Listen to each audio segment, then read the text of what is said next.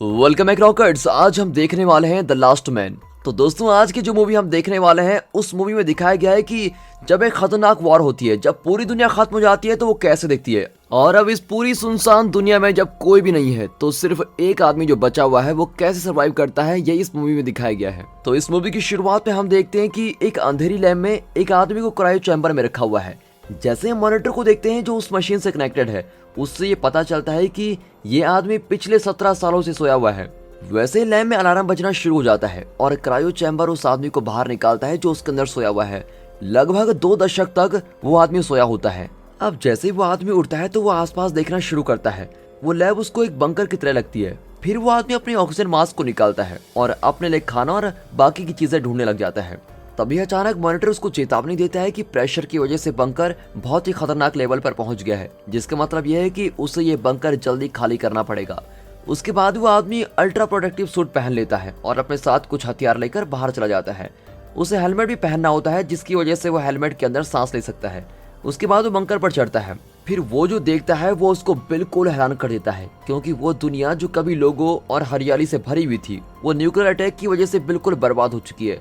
छोटी छोटी चीजों से लेकर बड़ी बड़ी इमारतें, यहाँ तक कि जीव जानवर सब कुछ तबाह हो चुके हैं। किसी भी प्राणी का कोई नामो निशान नहीं होता। और तभी वहाँ पर बहुत तेज बारिश होने लगती है और बारिश के पानी में रेडियो एक्टिव एलिमेंट होते हैं जो जीवों को तुरंत मार डालते हैं। सब कुछ इतना गंभीर और काला दिखाई देता है कि उस आदमी को क्रायो चैम्बर से बाहर आने पर बहुत ही पछतावा हो रहा होता है, लेकिन उसे अभी भी उम्मीद होती है कि कहीं ना कहीं कोई ना कोई तो जरूर होगा। अब वो आदमी आगे बढ़ता रहता है। तभी उसको मॉनिटर पर एक मैसेज आता है और उसे मिलन स्थल पर जाने के लिए बोला जाता है। मिलन स्थल एक सुरक्षित जगह है। वो जगह यहाँ से 10 किलोमीटर की दूरी पर होती है। हालांकि अगर वो यहाँ से जाएगा तो उसको काफी घंटे लग जाएंगे, लेकिन वो फिर भी वहाँ से जाने की सोचता है, क्योंकि वो उस भयानक दुनिया में अकेला नहीं रहना चाहता। आगे हम देखते हैं कि रास्ते में बहुत से न्यूज़पेपर पड़े होते हैं जिसकी हेडलाइंस में युद्ध के बारे में बताया गया होता है। इसलिए उस आदमी को लगता है कि ये सब एक युद्ध की वजह से हुआ है। फिर जैसे ही वो आदमी आगे बढ़ता है उसको रास्ते में टूटी हुई गाड़ियां दिखाई देती हैं जो बहुत सालों से वहां पर खड़ी हुई हैं। रेडियो एक्टिव एलिमेंट की वजह से पूरा शहर का रंग बहुत ही अजीब हो गया है और पूरी जगह किसी ब्लैक एंड व्हाइट मूवी की तरह लग रही है। सब कुछ बहुत ही शांत होता है। फिर वो आदमी अपने गन पकड़े हुए है। जैसे वो एक टूटी हुई बिल्डिंग के पास पहुंचता है उसे ऐसा लगता है कि वो कोई सरकारी दफ्तर है। फिर वो आदमी जल्दी से अंदर जाता है और कुछ जरूरत की चीजें ढूंढने की कोशिश करता है, लेकिन उसके हाथ में सिर्फ एक टेलीफोन लगता है जिसका सिग्नल भी नहीं होता। वो जगह ऐसी लगती है जैसे कोई वहां पर रहता था। उसके बाद वो आदमी बाहर आता है और अपना सफर शुरू करता है। और बुरी बात तो ये होती है कि जैसे वो अपने मॉनिटर को देखता है उसका सिग्नल चला जाता है, जिसका मतलब ये हुआ कि उसे अब बिना किसी सलाह के चलना पड़ेगा। हालांकि इस पॉइंट पर आकर उसको कोई चिंता ही नहीं होती कि वो मर जाएगा या फिर जिंदा बचेगा। बस वो किसी से मिलना चाहता है और किसी को ढूंढना चाहता है। 17 साल क्रायो चैम्बर में रहने के बाद उसे कुछ मालूम ही नहीं पड़ता कि हो क्या रहा है। धीरे धीरे वो आदमी आगे बढ़ता ही रहता है। थोड़ी देर बाद उसके मॉनिटर में सिग्नल आ जाते हैं और वो बताता है कि ये जगह बिल्कुल सुरक्षित है और वो ताज़ी हवा में सांस ले सकता है। और ये सुनकर वो आदमी बहुत ही खुश होता है और अपना हेलमेट निकाल देता है। उसके बाद वो बारिश की बूंदों को महसूस करता है जो वो काफी सालों बाद अनुभव कर रहा होता है। और इस पल को वो खुलकर जीना चाहता है, क्योंकि वो नहीं जानता कि कौन सा पल उसका आखिरी होगा। अब उसके बाद हम देखते हैं कि उसे एहसास होता है कि बिना पानी और खाने की वजह से वो उस जगह पर नहीं पहुंच पाएगा। एक बार फिर उसके मॉनिटर पर मैसेज आता है जो उसको बताता है कि उसका एक साथी यहीं आसपास है और वो सिर्फ 205 मीटर की दूरी पर है। फिर वो आदमी बड़ा उत्तेजित होकर अपना सारा सामान लेकर भागने लगता है। उसमें फिर से ये उम्मीद जागती है कि कोई ना कोई इसको मिलने वाला है जिसके साथ वो अपना दुख दर्द, अपनी खुशियां बांट सके। लेकिन दुर्भाग्यवश जब वो वहां पर पहुंचता है तो उसको सिर्फ एक हेलमेट मिलता है जो बहुत ही बुरी हालत में होता है। उसको वहां पर एक रेडियो भी मिलता है जो सिग्नल दे रहा है। फिर वो आदमी हेलमेट को उठाता है और उसको एक लकड़ी पर रख देता है और उसको आखिरी विदाई देता है। इस तरह के गंभीर और विनाशकारी समय में भी उस आदमी में कुछ इंसानियत बची होती है। इसके साथ ही वो अपने घुटनों पर बैठकर अपने साथी के लिए प्रार्थना करता है ताकि उसकी आत्मा को शांति मिल सके। उसके बाद वो खड़ा होता है और अपना सफर फिर से शुरू करता है। फिर थोड़ी देर चलने के बाद वो आदमी शहर के दूसरे हिस्से में पहुंच जाता है और उसके बाद वो एक टूटे हुए घर में जाता है जहां पर उसको एक परिवार की कुछ तस्वीरें मिलती है। और अब ये बात सामने आती है कि वो घर किसी और का नहीं बल्कि उसी का होता है। उस तस्वीर में उसकी पत्नी और उसका कुत्ता है जो बहुत साल पहले मर चुके हैं। उसको देखकर उसे वो सारी बातें याद आने लगती हैं जो उसने अपने परिवार के साथ बिताई थी। और वो आदमी काफी देर तक उस तस्वीर को देखता है और बहुत ही रोने लगता है। उसके बाद वो आदमी फिर से अपना सफर शुरू करता है। फिर हमें उस जगह का एरियल व्यू दिखाया जाता है जो एक सर्वनाश से कम नहीं है।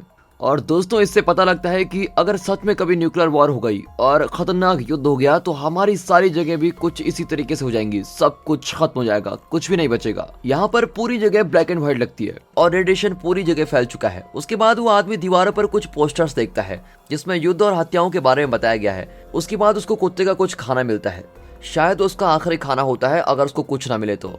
फिर वो भारी बारिश में अपने आप को शेव करता है और अपने बैग से रेजर निकालकर कांच के टुकड़े में देखकर शेव करने लगता है।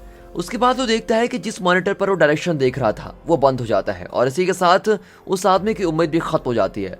बेचारा टूटकर बहुत ही रोने लगता है। उसके बाद वो आदमी शहर की सबसे ऊंची बिल्डिंग पर चढ़ जाता है ताकि वो अपना आखिरी प्लान बना सके, क्योंकि अब उसके पास कोई ऐसी चीज नहीं है जो उसको आगे का रास्ता बता सके।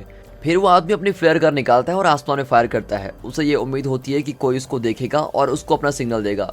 कुछ समय तक तो कुछ नहीं होता, लेकिन जैसे ही वो आदमी वहां से जाने लगता है तो दूसरी तरफ से भी फ्लेयर गन की फायर होती है, तो उसमें थोड़ी उम्मीद जागती है और इससे पता चलता है कि कोई और भी इस भयानक स्थिति में जिंदा है। फिर खुशी से वो इंसान उस तरफ भागता है और अब बारिश भी बंद हो गई है। वैसे ही वो आदमी कार के ऊपर एक हेलमेट को देखता है।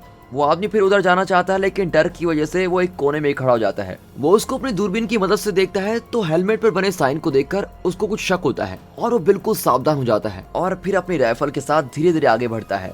अब वो आदमी बिल्कुल देखने के लिए तैयार है कि उसको आगे मौत मिलेगी या फिर कुछ और। आगे जाकर वो एक गाड़ी के पीछे छिप जाता है और दूसरी तरफ से गन को देखता है। जैसे ही वो आदमी पीछे मुड़कर देखता है तो उसको एक औरत वैसे ही कपड़े में दिखाई देती है जैसे उस आदमी ने पहने हुए हैं। उस औरत के पास एक गन होती है और वो बिल्कुल ट्रेंड लगती है। अब वो एक दूसरे को मारने के लिए तैयार होते हैं। उन दोनों को एक दूसरे पर बिल्कुल भी भरोसा नहीं होता, वो बस एक दूसरे को घूर रहे होते हैं और फिर काफी देर सोचने के बाद वो बात करने का ट्राई करते हैं। लेकिन थोड़ी देर बाद उनको एहसास होता है कि इस भयानक सी दुनिया में वो दोनों ही बचे हैं और बिना कुछ कहे वो अपनी गन नीचे कर देते हैं। ऐसा लगता है कि वो दोनों एक दूसरे को समझ रहे हैं। फिर वो दोनों काफी समय तक एक दूसरे को देखते हैं और अब जब दुनिया में कोई भी नहीं बचा है तो दोनों फैसला करते हैं कि हमें एक साथ हो जाना चाहिए और एक साथ लाइफ जीनी चाहिए ताकि हम फिर से दुनिया को बना सके, ताकि जो ये सर्वनाश हुआ है उसकी जगह फिर से सभी चीजें डेवलप हो सके, सभी जगह हरियाली हो, लोगों का आना जाना हो, सब कुछ पहले जैसा हो जाए। हालांकि सुनने में थोड़ा इम्पॉसिबल लगता है, लेकिन मूवी के आखिर में दोनों एक साथ हो जाते हैं और दोस्तों यहाँ पर ये मूवी खत्म हो जाती है। तो दोस्तों कैसी लगी आपको ये मूवी? वैसे तो इस मूवी में ज्यादा कुछ नहीं बताया गया है, लेकिन युद्ध के बाद एक जगह कैसी हो जाती है वो हम अच्छी तरह से देख सकते हैं। और दोस्तों कहीं ना कहीं डायरेक्टर इस मूवी से ऑडियंस को एक चेतावनी भी देना चाहते हैं कि अगर कभी न्यूक्लियर वॉर हो गई या खतरनाक युद्ध हो जाता है तो किस तरह से दुनिया का हाल होगा। न खाना, न पीना, न कोई घर, कुछ भी नहीं, तो लाइफ कैसे होगी, ये सब कुछ इस मूवी में दिखाया गया है। तो दोस्तों कमेंट करके जरूर बताइएगा कि ये मूवी कैसे लगी और ऐसे ही मजेदार मूवीज देखने के लिए हमारे चैनल मिस्टर हिंदी रॉकर्स को सब्सक्राइब करना बिल्कुल मत भूलेगा। बाकी मिलते हैं अगली मूवी के साथ, तब तक के लिए गुड बाय, अपना ख्याल रखिए and finally thanks for watching.